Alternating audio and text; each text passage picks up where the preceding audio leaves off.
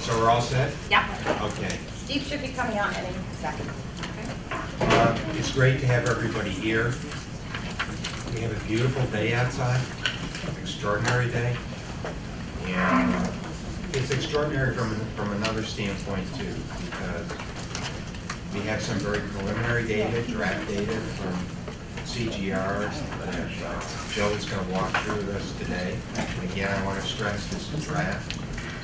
And we've got a very significant process to go through, both in terms of CGR and ourselves, to make sure the data that we're going to begin to work with, that we're all comfortable with, and that all of our questions relative to the data and potentially what some of the preliminary conclusions might be from some of the data, that all of that is very, very preliminary.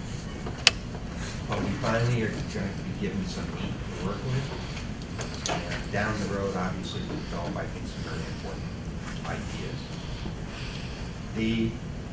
This is also an important day because it represents kind of almost like a formal kickoff of the committee process. For those of you that are members of the commission that were not here a little bit earlier, all the committee chairs met and decided on some basic protocols, some basic ways of communicating, the meeting process, all of that with Brian and Joe.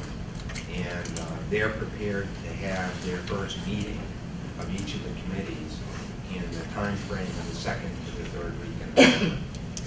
And it's really when the committees start getting together that we begin to generate and have a better understanding in each of the topical areas what the issues are.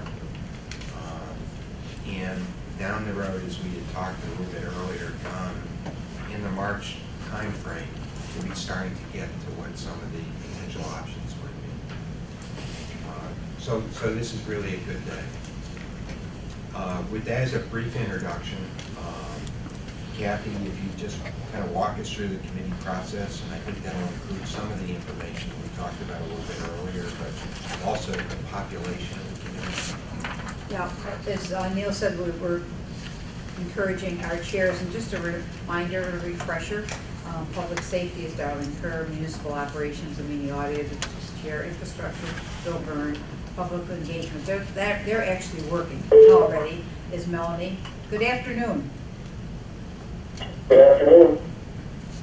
Okay, and economic development, Larry Bousquet, and governance, Steve Meyer and Donna Ruggiero. What we're going to do, we've asked them what to do. The first one they're going to do is get together with people who are populating their committees, get acquainted with the scope that we've sort of started out, look at what the scope we've designated for under each one of those committees, add to it, subtract from it, decide where they are, the description, what they're looking for, go through the baseline information that they think is important for their committee, get their questions answered, where they need data. And we gave an example just because we were looking like at public safety. Well, maybe you'd like to know where each one of the firehouses are. Maybe you want to know where all the apparatus is. I mean, so there'll be more information each committee will need from Joe and his staff and everything. Then they're putting together, along with staff putting together, is okay, who else should we ask to participate in our committee? Some of the people might be long-term participants that you say, you know, would you really come right in and start right from the very beginning with us and stick with us through the end on it? And other ones will be outside experts, maybe just to invite in for one meeting on it. So that's what the committee will be talking about. And then finally, just even in the first structure, is looking at let's just brainstorm what are possible options, because even if you just what you knew from looking at data and everything, what are there possible options? Then again, CGR can step in and help a lot with data, best practices, who do we need to be contacting across the United States that might be able to help you. But what are some of the articles you want to read? You want to look at all the options reports that came out of some different ones. So they're ready to roll. They've gone through the logistics. I think you will be hearing more from our staff, because all these committees will be staffed by, well, they'll each have two, it looks like, Rob and Lori, wherever Lori is. Oh, how would I know the caller? Okay, and Murph. So we have staff. They're looking at sites where we'll have conference calls. Whether we use GoToMeeting or whatever, we'll be having the capability for the committee people coming by conference call. So other than that, we're up and running, I think. But we'll be up and running when actually we have some real dates for these first committee meetings. That's it. Questions about the process, about relative to committees, getting started, scope, that kind of thing? Have you all committed to participate on the committee? I think everybody has, right, Murph? Mhm. Yep. Okay, good. Yeah. So moving on, I guess. Mark, could you bring us up to speed on the public engagement committee? The committee that actually is really up and running. Absolutely. And Mark is one of those who's running harder than I think anybody else in that committee. I don't know about that one, but yeah, we met again Tuesday, I think it was, right? So some of the discussions were regarding the baseline rollout meetings. With Joe planning on doing something at the morning roundtable on December 4th, and then working in that information to presentations following that. The commission will work with stakeholders on the rollout in December, and probably a bigger push, or a big push to the public come January. They're at least proposing several meetings with other stakeholders and stuff leading up to that, or in accordance with those bigger meetings. There's a budget that has been prepared of $170,000, and Rob and Murph are working on giving monies for that. Hopefully very We're getting there. Hopefully very diligently. We're making progress. We're making progress. And speaking engagements continue to be booked. There are 7 or 8 groups coming up in the next few weeks, and if you know of any other groups that you think we need to get in front of, please let us know, and they will begin to schedule those. Most important thing going forward right now is the website and social media. Joe and his staff have been populating the Twitter and Facebook pages with updates pretty much every day. We're pretty close to that now. So as you're talking to people, please push them to that yourselves. Get on that and like and retweet and all that kind of good stuff. So we're working continuing. And our next meeting is November 12th at 7:30. And if any of you ever want to stop and see what we're doing, please do so. Maybe since the topic of the budget came up, maybe all the commission members should realize that Kathy and Rob and myself met with the 5 directors of the foundations in Central New York. I think we had a very good discussion with them, and Rob, I think most of them are prepared to help us and participate. They are. I think we got positive feedback from all but one at this point that we're trying to circle back with. They are in the process of, I think, ballparking the amounts, at least putting some soft parameters around where they think they can contribute. But I think my recollection, probably between 75 and 90,000. I think that we expect might come in through those foundations. All of whom are going to have slightly different funding cycles, and so that money may come in different phases.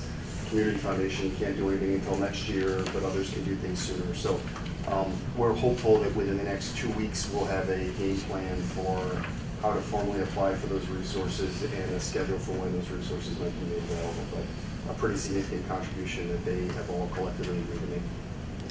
I think that was very important meeting.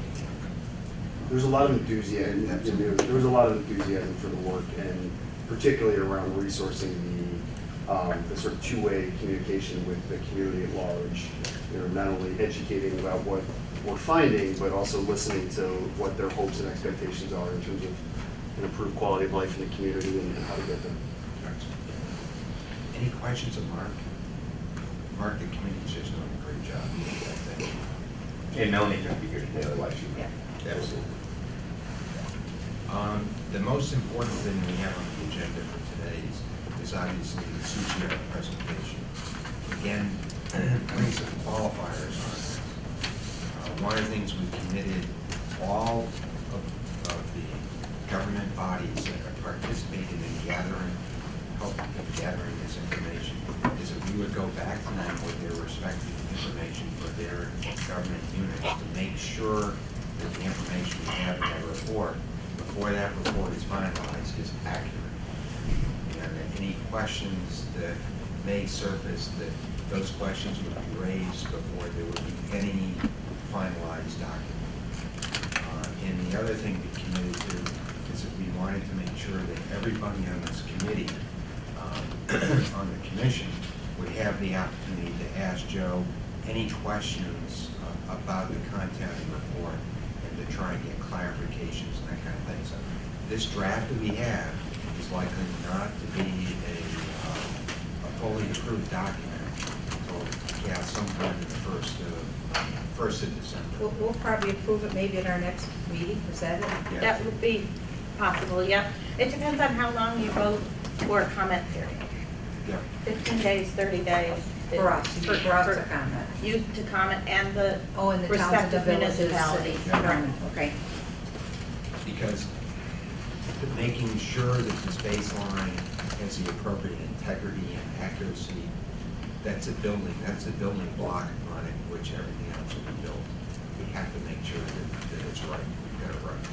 So what you're saying to everybody in this room, this is for commission eyes only right now, and we've promised the towns and villages especially that we would get back to them before this ever went up on a website, before anything. So again, if you printed it out, everything, this is for you only. Yep. It's not ready for distribution yet until we all say it is, okay? Just you really keep it close to, Close to this. yes.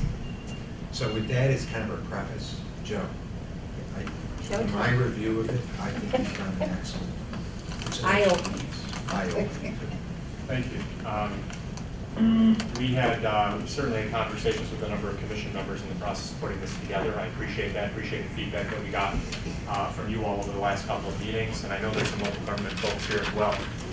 We got significant data collection assistance from local governments in the community. We've also had one-on-one interviews, we've had focus groups with a number of virtually all at this point of the towns and villages. I think we still may be missing a couple just for scheduling purposes, but the process has to this point been a really collaborative one. But I do want to emphasize your point, Neil, that you know, the draft that you all got was watermark draft, and I think 165 font size for a very specific reason. This is absolutely a draft. I can guarantee you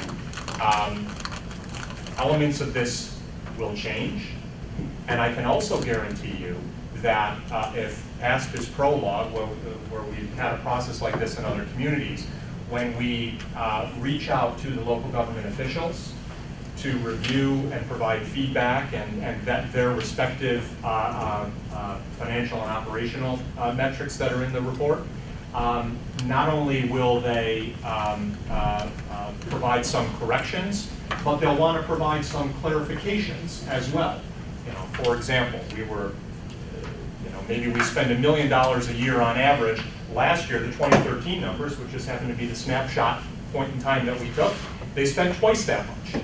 Doesn't mean that they increased services by double, but maybe there was a significant capital expenditure there, or something like that, which is material to the data, which we'll want to make sure that we capture in the baseline review. So that's a really important reason, not only for the accuracy of the data, but full understanding, full clarity of the data, that we're going to go back to all the government. So just so people know why we do that as part of the process.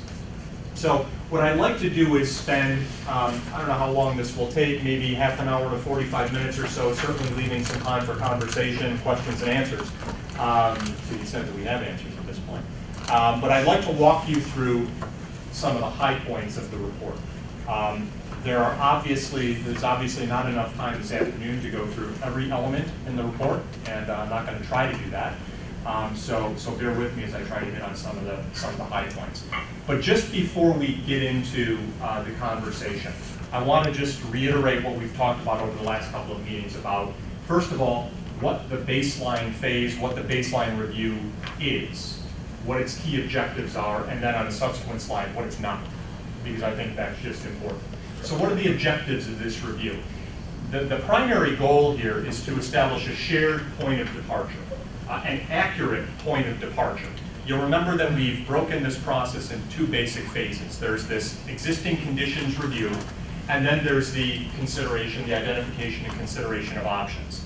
From our standpoint, and I think the Commission shares this as well, we can't begin to identify potential alternatives until we all have a really good sense of what exists already today. So that's really the primary goal of the baseline review here, is to serve as a data source, a common information foundation for the process to move forward into the options phase. It's also, and I'd ask you as you go through the baseline review, review it not just through the lens of I'm sitting around the commission table as a voting member of the commission, but ultimately we have a broader community of stakeholders that will be consumers of this information. This is not intended to be a process that just takes place in this room, right? You have an active public engagement committee. We're going to have public meetings as the process rolls forward. There's a broader community regional dialogue that the commission should be focused on catalyzing across the county. So we want to make sure that we're presenting data in a way that it's digestible by, accessible to that broader community of stakeholders. So what kind of data elements are in the report? Well, what does the local government universe in this county look like? That's a phrase that you'll hear me use a number of times during the conversation today. It certainly is used multiple times in the review. How many governments? What types of governments are there? Who provides what services, and where do they provide those services? How much are we spending collectively as local governments across the county? To what extent do we have functional similarities across local governments in the county? And you'll see there on the slide, I say that I want to reinforce that functional similarities do not necessarily equal duplication, right? They do not necessarily equal duplication. Not all public works departments are created equal, even though those expenditures may show up under the public works header in the baseline review, right? So as we go through this process, certainly as we get into the options phase, we're going to be teasing out some of those differences. The baseline data are intended to give us a context-rich environment in which we can start to identify some of those similarities and differences. And apropos of that, how diverse are the services that are currently provided and the spending levels. So that really, in a nutshell, is what the baseline review is. Again, as importantly as what the baseline review is not. This is not, as we stress in section 1, and I think this is in bold, this is not an evaluation of effectiveness or efficiency. We're telling you what is, who does what and where. And just because one village may spend $2 on a service that another village spends only $1 on, doesn't mean that one is 100% less efficient than the other. Just because one town may spend $50,000 on one service that a neighboring town doesn't provide, doesn't mean one approach is right and the other approach is wrong. We're giving you existing conditions data here, telling you what exists as a jumping off point. This is also, as the third bullet says, not a set of recommendations. I've had, in previous communities where we've done this, folks pick up the report and say, well, look, I spent a few hours reading through 125 or 130 pages, and I can't find the recommendations. They're not, where are the conclusions, where are the recommendations? They're not there. It's not part of this report, it's not intended to be a part of this report. This is a jumping off point. So we say in the introduction to section 1 of the baseline review, this is a clinical review of what exists. If you're looking for recommendations, you're looking for conclusions, you're looking for that path forward, come back in 5 or 6 months, because that's not what the baseline review is intended to serve as. And it's also, related to that, not intended to serve as a justification for changing what you currently have. The status quo is an option. It's the option that's in place right now. The baseline review is not intended to poke holes or pick apart or do anything other than explain what exists in the local government universe today. So before we get into the meat then of the review, just a reminder here that we broke this down for presentation purposes into 3 basic sections. The first is an overview. This is the subtitle of who does what and how much it costs. This is that overview of the number, the type, the structure, the types of services that are delivered. It provides high-level budgetary context for the cost of local government across the county at every level, along with special district governments as well. It provides some historic data, so you get a sense of how we've changed over the last 10 years, how we've changed over the last 5 years, especially given the impact of the recession and a lot of the pressure that that's created on local governments, not just in this community, but in other parts of the state, other parts of the country. And it also provides some background on local government revenue. So we spent a lot of time focusing on what the dollars, how many of the dollars go where. We want to be able to look at the other side of the coin, right, where the dollars are coming from. So that's sum and substance of the overview section. Sections 2 and 3 cut the data from different perspectives. The second section looks at, these are government profiles. So we provide on a standard format basis for all of the general purpose local governments, so the county, the city, the towns, the villages, and the separately reporting special district governments within the county, information on spending, revenues, services that they provide, right? There's an element in, at the back of each of those municipal profiles, each of those government profiles. Do they provide police? Do they provide tax assessment? How do they provide it? Do they provide it themselves? Do they not provide it at all? Do they contract with a neighboring municipality to provide it? Right? Again, there's more than one way to provide services if a local government does that. We also have some socioeconomic data in there as well, so you can further contextualize the individual local government units. And then the third and final section consists of service profiles. Rather than looking at the full local government universe in the county or individual local governments, we focus here on on individual services. And frankly, service providers are the unit of analysis here. So in some cases, in many cases, those service providers are local governments, but not in every case, right? Fire is a good example of this, where we have service providers that aren't always directly tied to local governments, other than through a fire district or a fire protection district contract, which I'll talk more about in just a little bit. So that section 3 really focuses on who provides what and where they provide it across the county. So I'd like to spend a little time going section by section here. Again, just pulling off some of the high points for you to set the stage for where the process goes over the coming months. 3 contextual points I want to raise, though.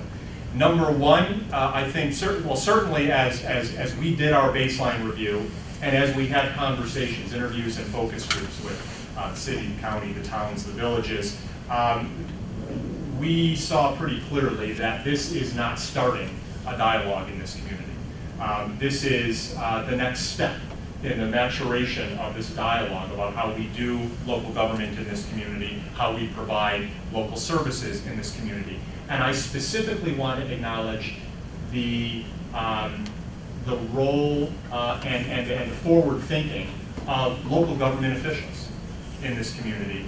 Not a single interview or focus group went by where we didn't spend a substantial amount of time talking about informal shared services that are already in place, that none of us really knew were in place, and the average taxpayer doesn't know were in place.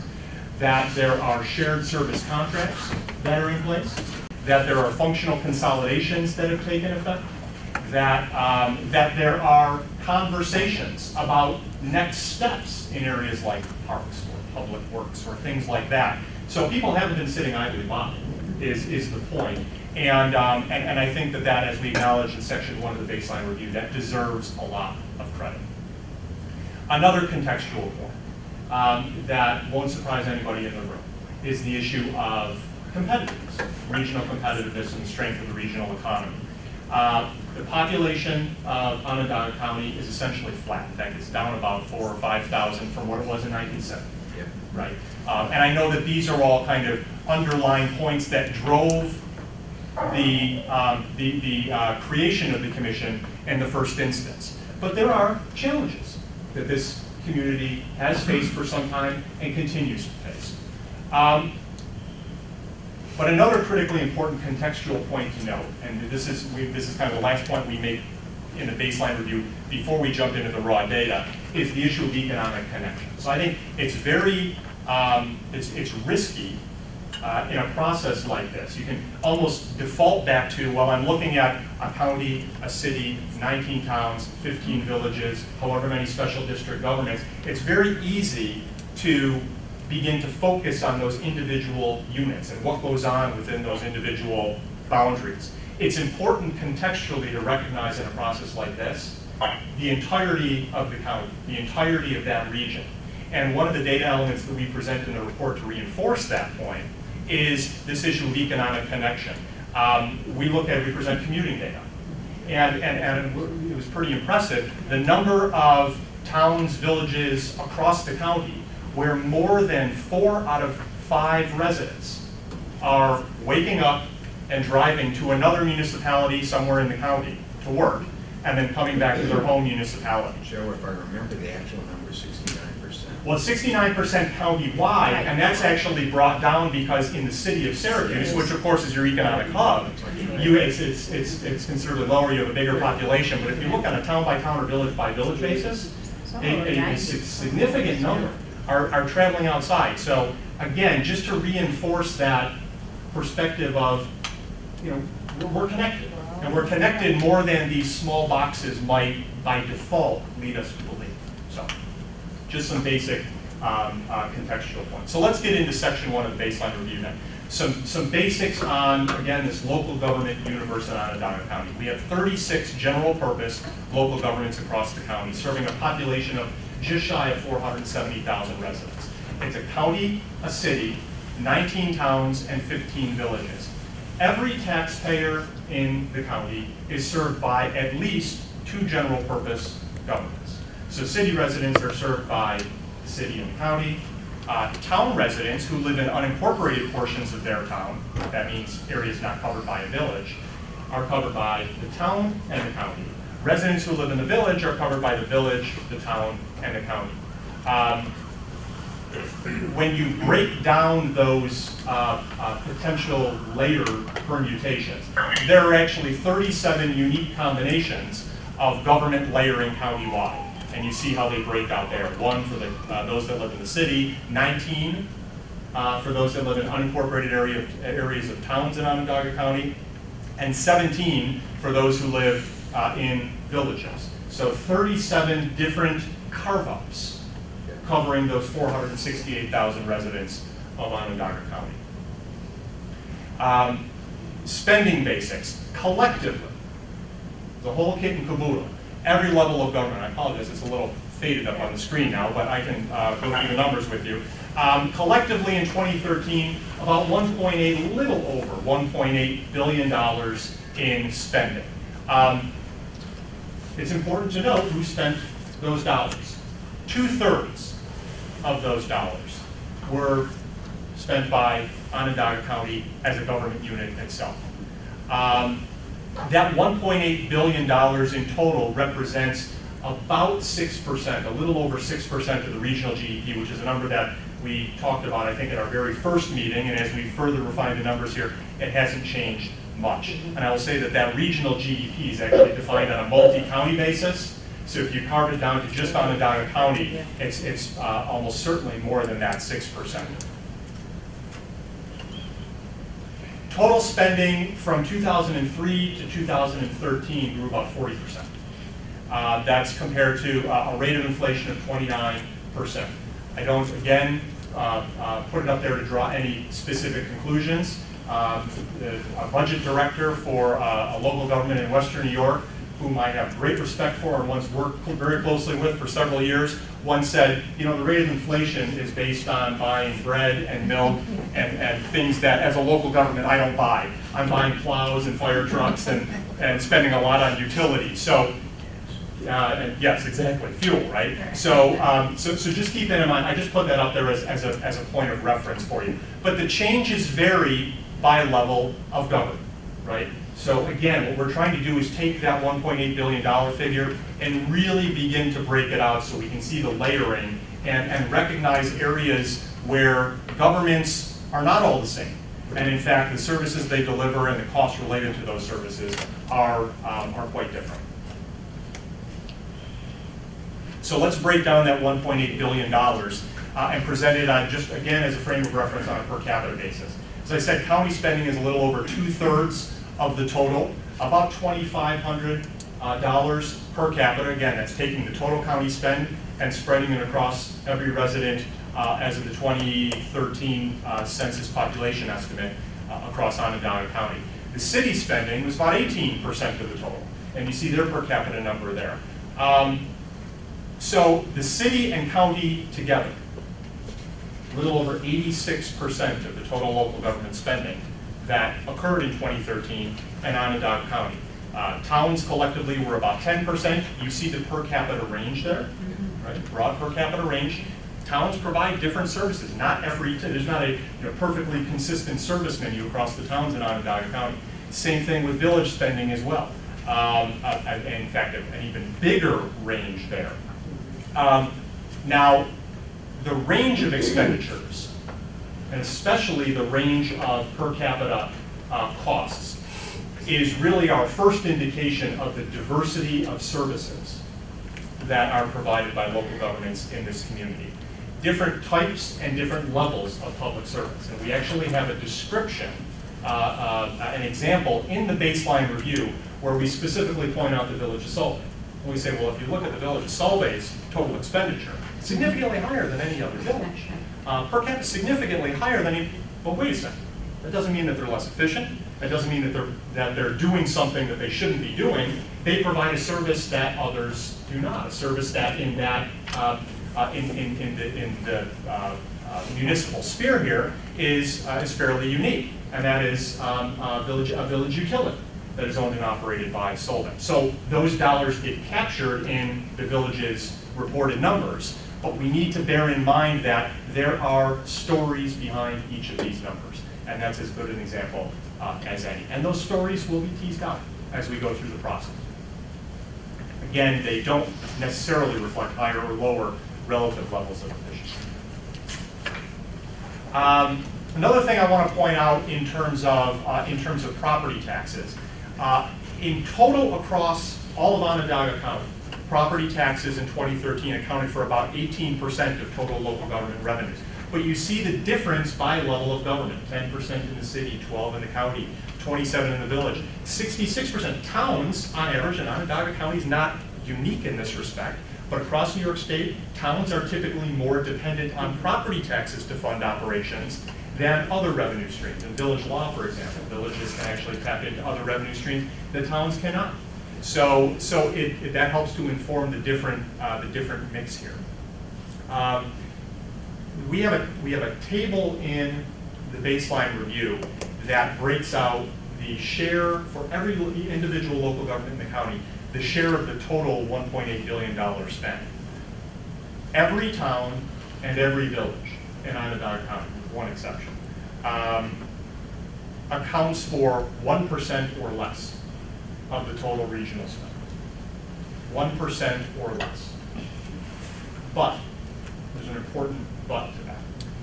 It's critically important to recognize that services get funded in different ways. So as we say on the slide here, not all tax bases are created equal. If you think about Onondaga County, right, it spreads its tax levy on a countywide taxable base of about $28 billion. The city spreads its levy on a taxable base of, I think it's now a little over $3 billion. Town levies are spread on smaller bases. Village levies are spread on smaller bases still. So you see there as low as $12 million in villages, as low as $120 million in towns. So to generate, the example we have on the slide there is, to generate a penny or to increase a tax rate point will generate a materially different amount of money if I'm doing it at the county level on a base of 27 billion versus a village on a base of 12 billion, right? So both of them may spend $1, but they have very different, they can create very different tax burdens on their tax-paying households and businesses just by virtue of the size of those tax bases. So that's a really important point to bear in mind as we go through the conversation. What are the functions in which we're spending the most money? Social services, which is, at least from a funding vehicle standpoint, entirely centralized. Those funds all flow through Onondaga County, just like they do in every other county in New York State, about $267 million. You see sewer, which is largely centralized, is the second highest functional spending area. Public Works at $141 million, entirely decentralized. And we'll talk about this in the service profiles. We have 36 general purpose local governments in Onondaga County. We have 36 public works departments in Onondaga County. They have different types and levels of services in many cases, but that's an example of a service that's entirely decentralized. And then you see police, public health, and fire. There are, as we point out in the review, several large, materially large, other categories. The first is employee fringe benefits, which actually is the single biggest spending category in the county. So it's more than social services, it's more than sewer, it's more than public works. So when you're looking at, say, public works or police up there, those are excluding fringe benefits, because fringe benefits get reported in a separate line. There is another, and we have a discussion on this in the review. There's a miscellaneous category, which includes a number of different subcategories, but the biggest elements of this are the community college dollars that flow through the county budget, and the sales tax transfer. The sales tax that goes to, well, now goes to predominantly to the city, right? That flows through the county budget, but actually gets reported as an expenditure. So we have that documented in the baseline review. It's part of the overall number, but it's not, for all intents and purposes, it's not service, right? It's not a function. So we want to make sure that we distinguish that. And then debt service is another large category as well, which I think is in the $80 to $90 million range collectively. Yeah. So, Yeah. Getting to the point where you spend enough time with the data, and I don't even need to look at the slides. So if I'm within a couple $1 million on debt service, that's pretty good. I'll know to the second decimal point in another month or two.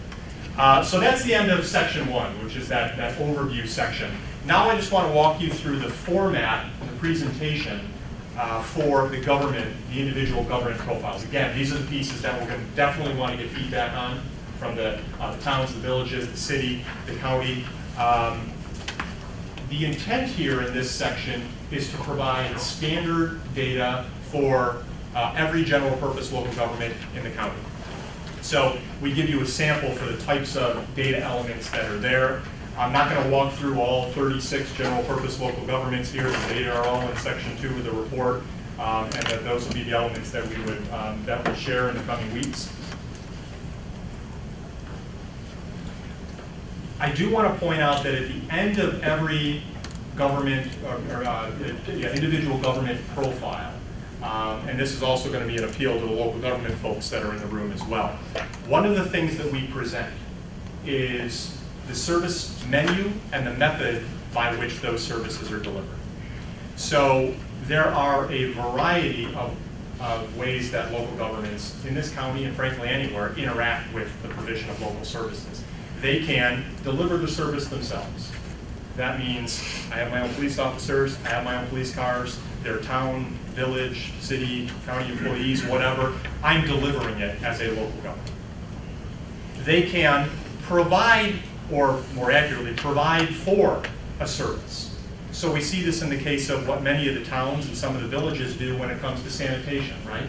Well, I don't do it, there are some municipalities that do it with their own crews and their own equipment, but there are more still that contract out. They basically serve as a broker on behalf of residents. They say, well, we'll contract with private vendor X to deliver the service here. So we're providing for the service on behalf of our taxpayers, but we're not delivering the service with our own men, women, and equipment. The third is no involvement in the service at all. And so we break these options down across a standard menu of services for each general purpose local government in the county to give you a better flavor for how diverse that service menu is. There are a lot of common services. that get provided, right? The towns are generally all providing tax assessments. Some are doing it in consolidated fashion already, but that's a function that, you know, is a town responsibility, and towns are providing a service. So you look across the board and everybody's making an expenditure and assessment. Not everybody's making expenditure and police, right? So there'll be some where there's no involvement in that service. So pay close attention to the diversity of not only the services that get delivered, but the ways in which they are delivered. At the end of the government profile section, we break out separately reported special districts.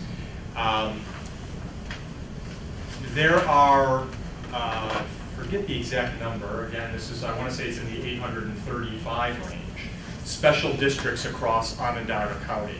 Onondaga County is one of 3 counties in the state, along with Erie and Monroe, the county I used to live in, the county I now live in, and now the county that I'm working in. So maybe the special districts follow me. But the overwhelming majority of those special districts are districts that are already captured in my town budget. So they'll be lighting districts or drainage districts or things like that. So they don't get counted doubly, they don't get presented separately here. The special district governments that do get presented separately in this section 2 of the baseline review are those that report as separate units of government.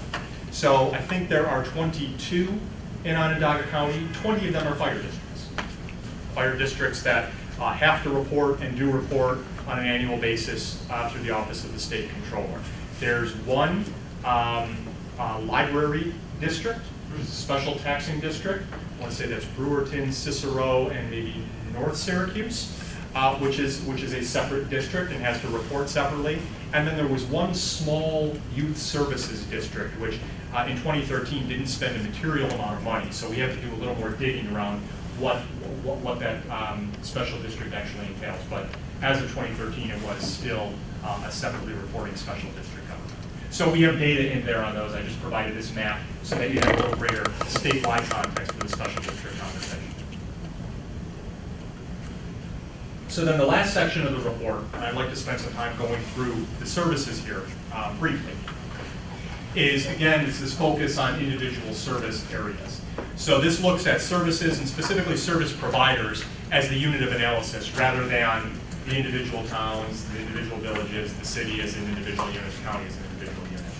And for each of these service areas, we provide a listing, we give you a listing of service providers. We present service metrics that are specific to that functional area, and also expenditure data where it's either applicable or available. I will tell you right now that one of the areas that we're still collecting data on is fire expenditures. And it's not that we haven't captured the full fire spend, but it's not yet disaggregated. What I mean by that is, with all but one exception, so 18 of the 19 towns in Onondaga County are actually served by more than one fire department, either fire district or fire protection district. The fire protection district dollars that go to multiple fire departments are oftentimes in the town budget rolled up as fire protection contracts, $500,000. It's not disaggregated. So to give you a better sense of where those dollars are flowing and who's using dollars to provide fire protection services in different parts of the county, that's a data element that we're still working to track down. But where the data are already available, we presented them in the report. So let me walk you through several of these service profiles just to give you a flavor for the kind of data that are presented and some of the comparative tools that are in the review. So, sorry. Could we turn off the front lights? Yeah, is that possible? It's like useless. Looks like a 12 one. Any Well, better. not much. All right. No. I can tell you that the subsequent maps are actually going to be a lot darker than this. It's just we only have 15 service providers for police. So what you'll see in the report is this map, the gray area, the light gray area, is that is primarily served by the county sheriff's office. The individual municipal departments show up with darker colors. So excluding the state police, which of course does cover portions of the county, and certain pieces of infrastructure, we have 15 local government law enforcement agencies in the county. That's made up of, again, the county, the city, 5 towns, and 8 villages. And the asterisk is there for 8 villages because it's 8 soon to become 7. But the 2013 data that are presented in the report reflect all 8, including East Syracuse. There are 4 cases across the county in which we have law enforcement agencies serving multiple jurisdictions. I'm sorry, there are 3. There's the county, and then there are 2 towns. There's Camillus and Manlius, which actually serve the town and 1 or more villages within the town. All other agencies, all of the other, the rest of the 15 law enforcement agencies are serving a single jurisdiction. They're serving a village, they're serving a town outside of the village. They're only serving a single jurisdiction. Again, connecting this back to a few slides ago, the county costs are funded through that regional tax base, that $27 billion tax base. The municipal agencies are funded through the municipal tax base. There is, just as there is in other, in your peer communities across New York State and elsewhere across the country, there is an extensive amount of local government collaboration that takes place in law enforcement, frankly, in public safety generally. Pretty much all of that is pursuant to mutual aid, right? So shared backup, or when one force happens to be responding to a call at a given time of the day, and a second call pops up, and they're stretched for capacity, they'll be backfilled, that will come in. So we see that, and that's come up in a number of our conversations with folks, especially in the towns and villages that have police departments already. Mutual aid occurs on a fairly regular basis, and that's that's fairly common. As we point out in the report, it's contextually helpful to note that this has been a conversation in this community for some time, especially recently, right? I alluded to East Syracuse a moment ago. We've had some changes in the town of Clay, where they initially consolidated within the county and then cut the contract with the county, and now we're simply relying through the county, through the standard county tax. And then if we go back a little further, we have the consolidation that took place in the mid-'80s in Manlius, where Manlius now is an example of a town-wide force serving 3 villages. So the town outside the village and all 3 villages within the county. So this is the sort of data. I don't have this for every, it's in the review, but I haven't presented it in the slides for every service area, but I just wanted to give you a sense of the type of data that are in there. So ranking the service, showing all the service providers, ranking them in this case by service area.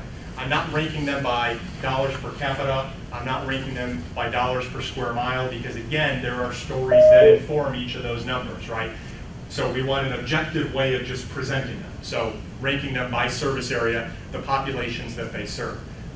Again, the Onondaga County Sheriff, although the sheriff has county-wide jurisdiction, it is the primary law enforcement agency in only a portion of the county. So I just want folks to bear in mind that the full service area that's up there, the full population that's up there, represents the whole county, because, and we heard this from many of the town and village officials, or this from city officials as well, while the county sheriff isn't primary in my community, I'm still paying for the county sheriff.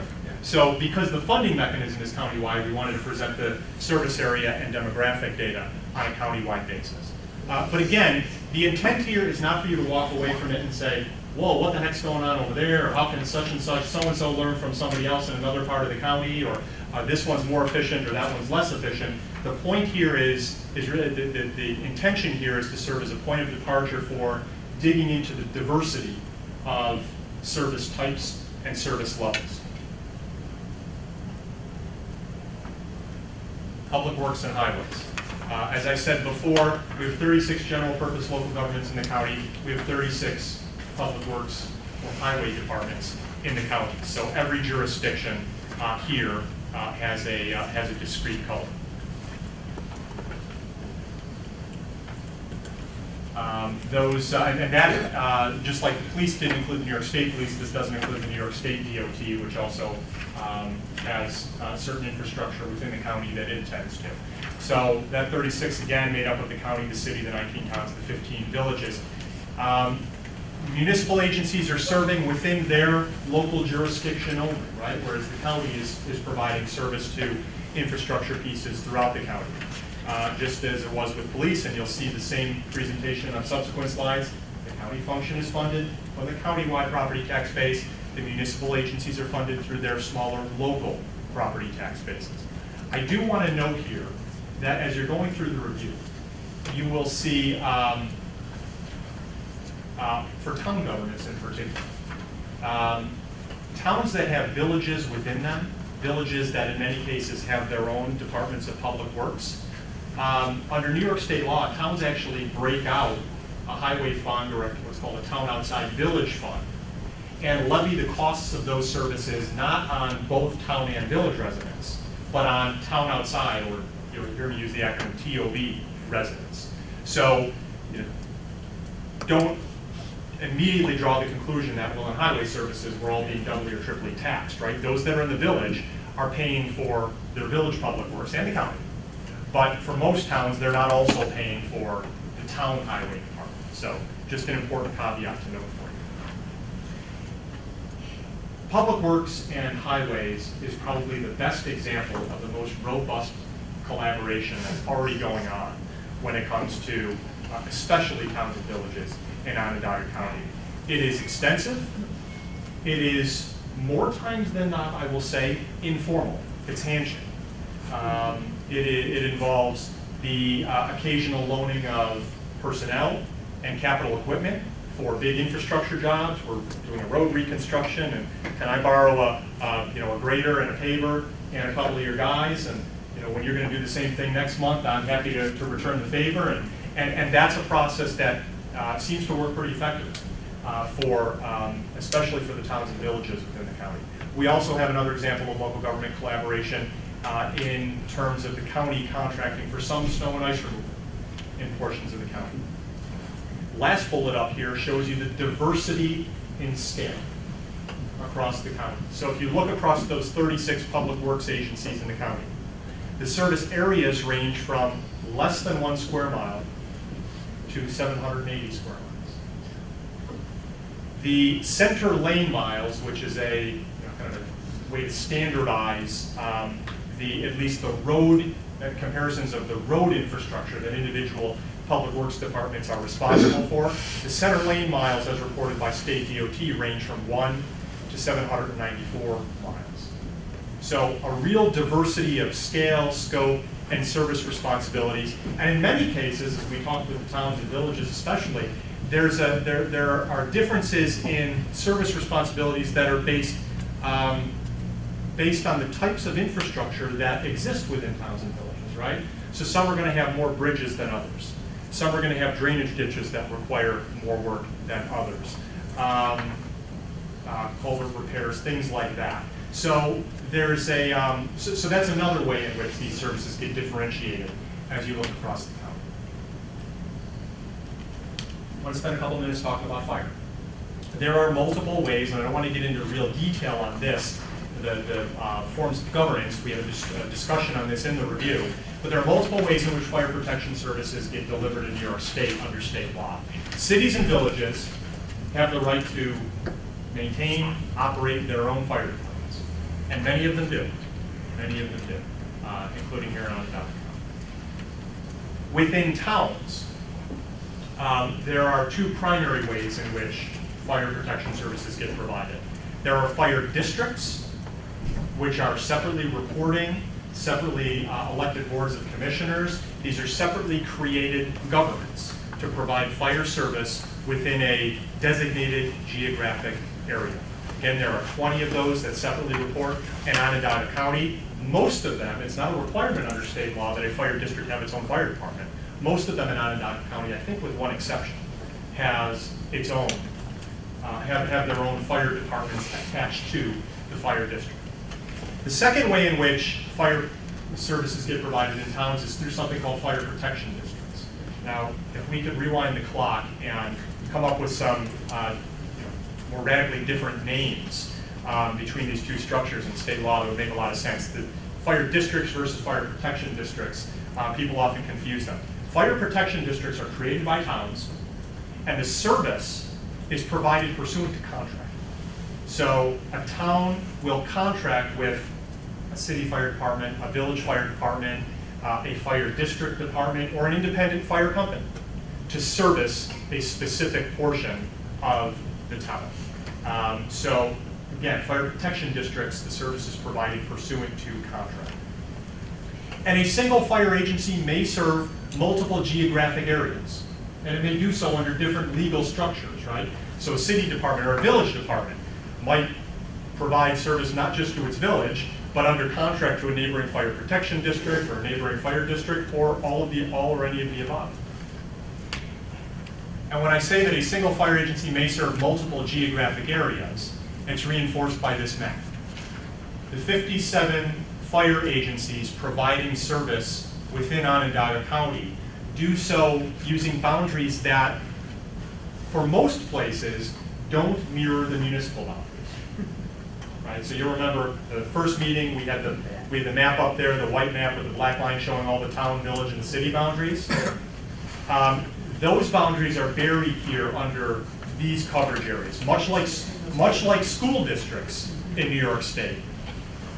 The fire service boundaries are generally completely independent of municipal boundaries. So we have fire districts, they can transcend multiple towns. We have fire protection. We may have 3 or 4 fire protection districts within one town. Villages tend to be served by one agency. Cities, as the city of Syracuse, are typically served by one agency. But as I mentioned a few minutes ago, 18 of the 19 towns in Onondaga County are served by 2 or more fire departments. There's only one, and I shouldn't guess, but I will. I think it's Tully is the only one that is served by a single department. Every other town is served by more than one. So 57 different fire service providers. As we note in the baseline review, within that number there are 4 or 5 departments who also service areas outside of Onondaga County. You look along the northern edge here, you look in the northeastern edge, and right along the western edge there. Those are fire coverage boundaries that actually go outside of Onondaga County. Again, reinforcing this point that fire coverage boundaries are independent of municipal boundaries. That 57 agency number is made up of 28 independent companies. These are companies that contract with a fire protection district, contract with a town government to deliver service. They contract with a fire district to provide a service. They can contract with a village to do so as well. Those 28 independent companies don't separately report to the Office of the State Controller. They are independent, nonprofit, typically 501c3s that don't have to report to the Office of the State Controller. Those expenditures are captured in the town budget typically. So when I say fire protection contract as part of the town budget, that's where you find that. So 28 independent companies, 10 municipal departments, 19 district-based, fire district-based agencies. As I mentioned before, each town is served by more than one service provider, and confirming my memory was good, with the exception of Tully, which is served by a single. Villages and the city are each served by one single agency in each case. Similar to police, the primary mode of local government collaboration here is mutual aid. So we get a multiple alarm incident, or any kind of major incident, even if it's an EMS response or some kind of catastrophe or natural disaster, multiple neighboring agencies will respond. And there are examples of that, plenty of examples of that. As I mentioned before, we're still working on the funding element of this, not because we feel we need to capture more in terms of total spend. We want to be able to disaggregate it for you a little more than we already have. The service areas, we see a huge diversity of service areas here, just like we do in Public Works. The smallest service area in Onondaga County is less than a square mile. The largest is about 20, I think a little over 28 square miles.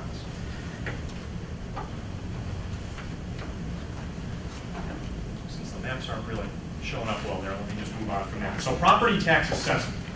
Again, why is property tax assessment a critically important service? Well, it's the basis for an equitable distribution of a property tax levy in every community in the county. So the county levy, the city levy, all the towns, all the villages, if we don't do this right and we don't do it accurately and equitably, we have significant problems. So we spend some time talking about property tax assessment. There are 17 local government assessment units within the county. This does not include Onondaga County itself, which is not an assessment unit. The county has a real property tax services office, which provides coordinating services, interfaces between the municipals and the State Office of Real Property Services, provides some data capacity to the individual units, but it's not itself an assessment unit. Frankly, that's a fairly standard approach as you look at counties across New York State, for the county to play that role for the municipals. So the 17 assessing units are, the city is its own assessing unit. We have 13 towns that are their own assessing units, and then we have 3 what are called coordinated assessment programs, or CAPs, which are essentially examples where the tax assessment function has already been consolidated across neighboring towns and villages. Towns are providing town-wide assessment. So unlike in police, where I might have a town police department and then a village police department within the town, when it comes to property tax assessment, the town is providing it for the entire area of the town. The villages are simply using the town assessed valuation to distribute their tax levy. There are no village-based tax assessment units in the county. So local government collaboration, again, we see these 3 CAPs. These are living, breathing examples of service consolidation in this functional area. So something that we should really pay some attention to. We talk about service scale. We don't do tax assessment on a square mile basis or a per capita basis, but we do it on a per parcel basis. The smallest assessing unit in the county services about 1,500 parcels. The largest, which is the city, serves about 42,000. So we have a pretty broad range in there. And as we look across the county, we have some brief discussion of this in the review. As we look across the county, assessments are reasonably current, reasonably accurate for the most part, based on the state's equalization rate. The state assigns an equalization rate, for those that aren't familiar, to try to link between what the municipal assessing office determines is the assessed valuation of your property and what the state believes the true market value of your property is. In pretty much every part of Onondaga County, that equalization rate is 100%. There are, as we talk about in the baseline review, some cases where the equalization rate is less than 100%, which probably, and we haven't dug to this level yet, but probably just means that full reassessments or full revaluations haven't taken place in some time in those jurisdictions. So the state applies the equalization rate to connect the assessed valuation to the reality that the state believes is in place. So now we go to justice courts. As we talk about in the review, within New York State's judicial structure, the funding framework and the jurisdiction is markedly different between the different levels of court. So the county, the city, versus the town village. So I want to focus just on the town village for a moment, because in the city and the county, they're funded by and really dictated, their operations are dictated by the state. So at the town and village level, these are municipally funded functions. So taxpayers are paying for these. 28 of these, there are 19 town justice courts, every town has a justice court, and 9 of the 15 villages have a justice court. The town-village courts account for about 17% of the total judicial expenditure across Onondaga County. So we're talking about a fairly high number of justice courts, but the aggregate spend is less than 1/5 of the total county-wide spend. The total county-wide spend, if you think about Onondaga County's judicial expense, includes things like the district attorney's office, the public defender's office, right? There are things that are directly related to courts, but costs that the towns and villages aren't paying for. Importantly, justice courts at the town and village level do generate revenue for their towns and villages, This offsets a portion of their cost. And we've not done the full cost comparison here, but if Onondaga County is anything like pretty much any other county we've worked with across New York State, there will be some instances where the justice court's revenue offsets 90+% of the cost of running that court. There are some examples of town and village courts in New York State where they're actually revenue generators that push money into the rest of the budget. But at minimum, they're offsetting a portion of the cost of that justice court through the revenues that they bring in. You see the revenues for justice courts in Onondaga County last year ranged from, the smallest was about a little under 10,000. The highest was just shy of $1.1 million. I think I contributed to some of that revenue. The one that's So, last handful of services then here, water and wastewater. I don't want to get into too much detail here. We have a discussion obviously in section 3 of the baseline review, but water, we have these 3 entities, the Metropolitan Water Board, Aqua, and the city's water department, which are really capturing about 90% of county residents in terms of water provision. We have some discussion in the review about what each of those entities are. But the presentation of this, of water, frankly, water and wastewater in the baseline review is a little different than the others. We haven't gone to the full level of detail in terms of expenditures and things like that. Those are pieces that we're still working through. Wastewater, again, we have counties, West Department is involved here, serving most of the sewer communities in the county, 6 treatment plants, 150 pumping stations. Serving the Consolidated Sewer District, which captures some or all of 21 municipalities across the county.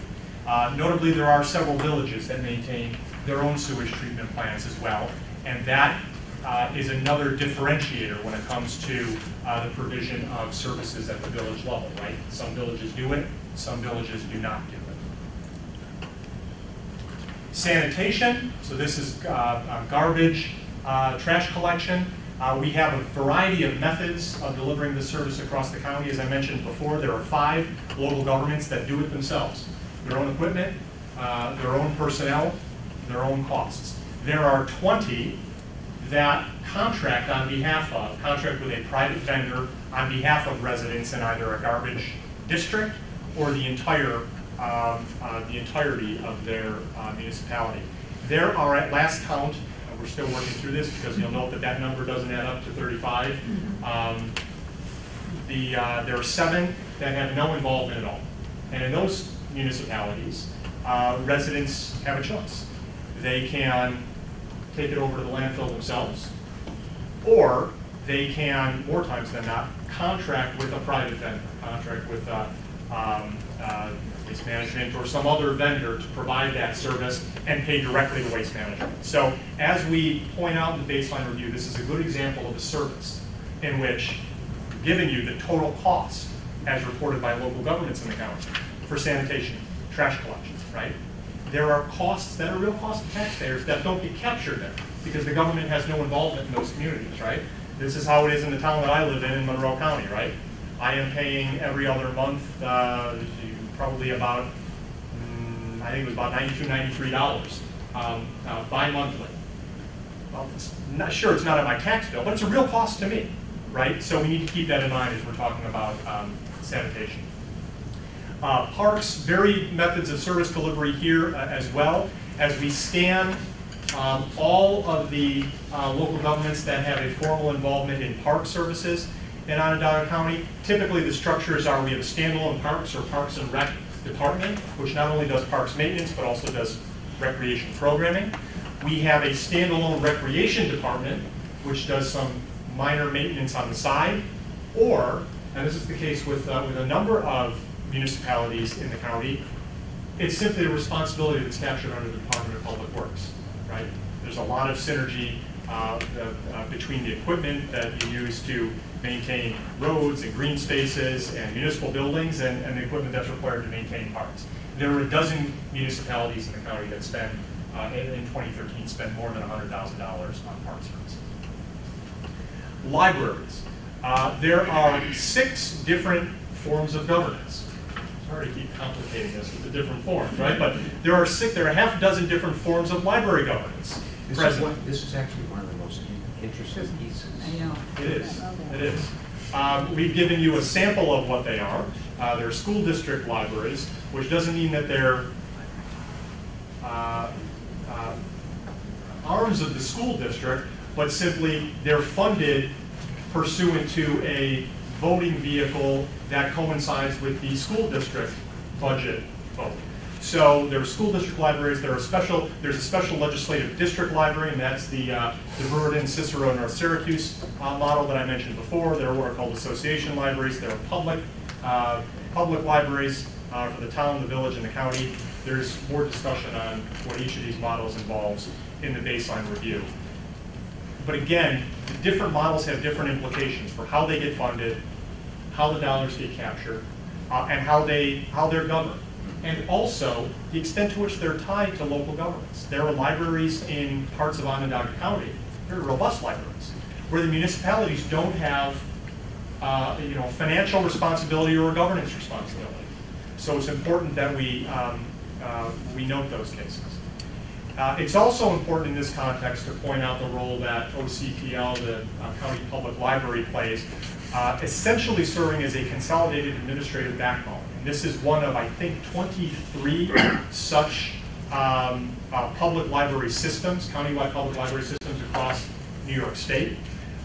It serves as that administrative backbone for 32 libraries countywide, facilitating things like interlibrary loan and integrated technology and things like that. If the book isn't in my library, the system will show me that it's at a neighboring library and it can be made available to me. So OCPL plays a critically important role in coordinating across all of the individual local libraries. So as we hit the home stretch then, some general functions. We have brief discussions of general municipal functions. Toward the back end of the service review, we talk about the different types of elected chief executives. There's a county executive, a mayor, a town supervisor, a village mayor. There's one of those for each of the 36 general purpose local governments in the county. Each general purpose local government has a legislature. They range from as small as 2 members to as high as, I believe, 17 members. Collectively, 174 elected legislators across the county. We have, each of the general purpose local governments has its own clerk function. In many cases, particularly in the larger governments, the clerk function is supported by deputy clerks and clerical staff. And in many cases, they are elected clerks pursuant to state law. But there are 36 of those across the county. Each local government has a financial administration responsibility. In some local governments, that's a more robust function than it is in smaller ones. But the function is present nonetheless. And we have zoning and planning functions under state law within each of, well, let me correct that. We have planning powers, planning functions under state law that are granted to each of the local governments in the county, so all 36. Zoning is typically taking place at a municipal level, right? But there's been coordination, and I'm sure we'll get into this as we go forward in the next couple of months. There's been some big strides in terms of trying to coordinate this zoning and planning functions at a broader, more regional level, trying to identify synergies and build on them and plan around them in the recent past. Then finally, we have some centralized functions, which by centralized, I mean the dollars are flowing through one government, in this case, the county. So social services, the single biggest standalone functional area.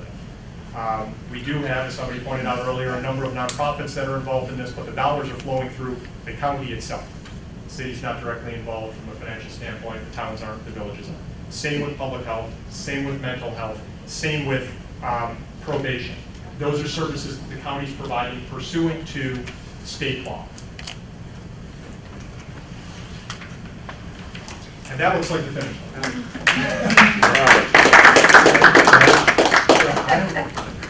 You went through that in an incredible way. I mean, I give you an extraordinary amount of credit for the way you presented it. I don't know how $1.8 billion over 53 minutes shakes out. Very efficient. Yes. But please, questions for Joe about the documents? Let me just say before, again, I'm happy to entertain questions and try to answer any questions that you might have. We've already gotten some specific suggestions and feedback, which we will incorporate. To the extent that you have specific things, you want to send us a list of things to review and consider, I absolutely encourage you all to do that. And I'm happy to talk about those today, but especially if you have broader questions about where we are in the process or what's presented in the report, I'm happy to entertain those as well. And Liz, just give us a, where are we in getting back to the town supervisors, village mayors, with their, like, section 2 in there? Where are we in that process? Now that it's been shared with the commission, we would anticipate for staff, for you all to direct or vote to tell us how long you want the comment period to be for everybody, you know, town and village officials as well as commission members. And we will electronically, and I think probably by snail mail also, transmit it to each municipality for their review with a letter saying the comment period will be X. Please get back to us. Here's our contact information, call, email, however, for any changes, comments, suggestions, etc. Okay, let's go backwards. If our next meeting is December 12th, Correct. when we really want to be able to say, okay, this is it, we can now start talking about it, we can put it up on our website and everything. And I'll go start with Joe. Where do you need feedback by to get a new draft to us so that we can have it for a December 12th meeting? So that is one consideration we should think about. Don't kill yourself, but, you know. No, I think that, you know, that week of November 10th or maybe November 17th, when is Thanksgiving? It's the week of the 20th. Late. So maybe it's by the end of that week of the 17th. To our colleagues, local government, does that work? So to try and get information back? Sure. It's basically 4 weeks from today. Okay. That sounds like. And that still gives us the ability, what I want to make sure we What did you do say for today? is, a lot of the comments, a lot of the feedback will be, you know, maybe towns or villages will say, but you have to put this footnote on our page. Yeah. So there'll be easy fixes like that, but I want to make sure that if there's something more material, Yeah. then we have a couple of weeks to address it and incorporate it. I think we were talking earlier that there probably will be a significant number of footnotes to describe why things may be different. Yeah. Well, because we just heard that when we met with the town supervisors and the village mayors, that, you know, you take a snapshot in time, that 1 year could have all kinds of 15 funky things that happened in that 1 year. It never happened on either side on either year. So that's what we want to make sure we capture. What is the clearinghouse for information? Do you have a website or do you have an email address that you want us to make comments to? Well, what we've been trying to get is many of the comments as possible on the website. But since many of you have had dialogue with Joe directly, Joe, would you mind? I have no problem with the website if that's the way, if it's available. I just know it's It's available. not available. These comments should go It's through. not going to, this isn't going to be available on the website. No, comments. We'll include, I think unless you recommend something different to us, I think we should include a cover letter. You can email any comments, suggestions, whatever, to us, to Consensus, which that's right. Joe will automatically get, or we'll provide phone contact for myself and Lori and the chairs if you want to have a conversation, you know, if you feel that you can't just eat it, it's too much for email. Will that work? I'm very comfortable with email, so I don't know Okay, about the great. rest of the Yeah. people. Gary, will that work? Yeah, that's fine. That's good? I just have one question, and you had mentioned all footnotes for separate municipalities. This one is more of an overall question, Joe, I guess I can direct to you. I noticed it in the Village of Liverpool's stats, when you were looking at financial expenses over a 10-year period, there were times when expenses were pretty tied to capital expenditures. Yep.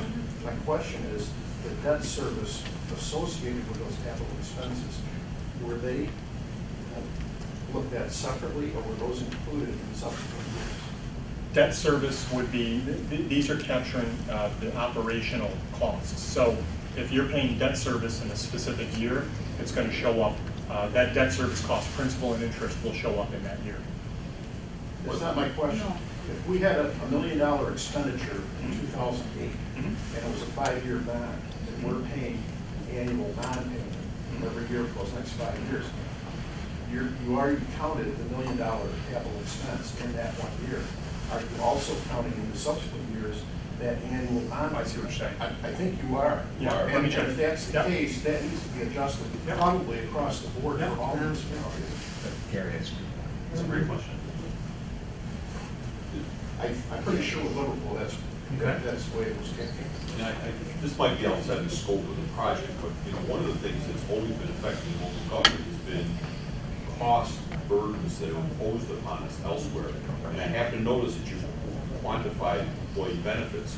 It would be a wonderful thing to look at pension cost effects over the last 10 years, because this snapshot you're taking of 2003 to 2013 is, and that's, well, it's the critical, let's all face it, it's the critical time. We all know what went on at that time. And actually, I interpreted when you said employee benefits, I was thinking of it including pension. So- Because that It would was, be one but I hear you saying breaking that out. Breaking that out. That's part of it, yeah. Yeah. The other thing along those lines we talked about is having a separate section in the ultimate report that deals with the burdens that are placed on by state government that need to be addressed. Or at least identified in the report for the basis of understanding, because clearly. Minimum identified. Yeah. Hopefully, maybe even make it easier. Other questions of Joe? Let me just clarify, November 17th is the date Yeah. for everybody? Yep, Everybody's good with that? yep. Okay, That means it's going out yesterday. we'll go out Monday. Just to follow up on, Yeah. I wouldn't suggest that people submit comments via the website, only because that, I don't know. Email. See We'll it, but email. like We're a gonna box do shows up, email. submit them by email, like attach a document or put your comments in the body of the email. Yeah. Okay, yeah, I know somebody had asked about the website, it'll be, No, I meant an email address on the website.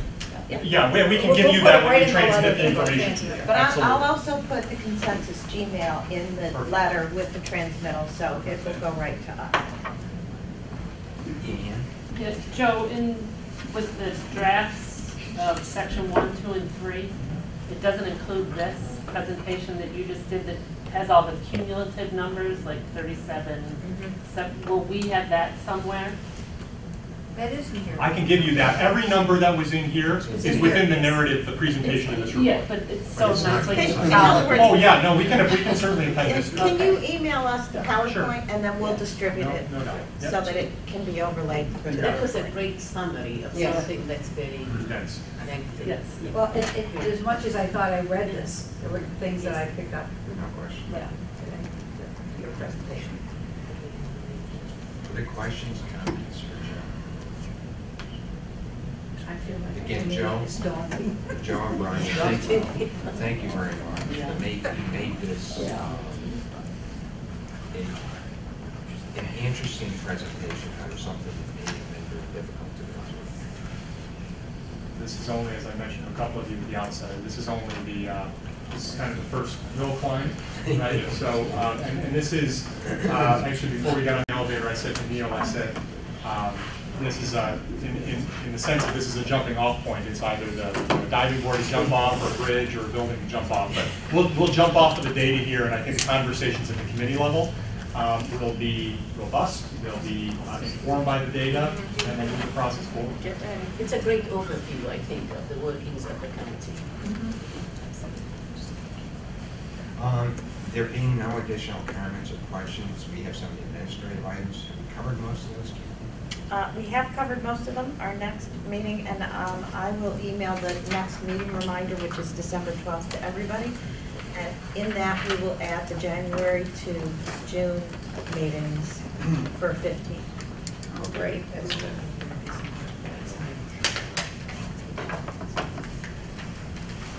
The last item we have is just reflections, guidance, I was concerns. just saying to Murph, we've been lining up on the starting line and the gun just went off. So here we go, we're ready.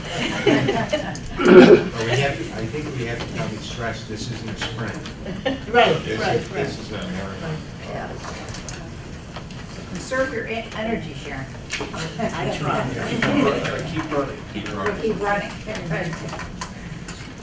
Art, Andy, I'm brain dead right now.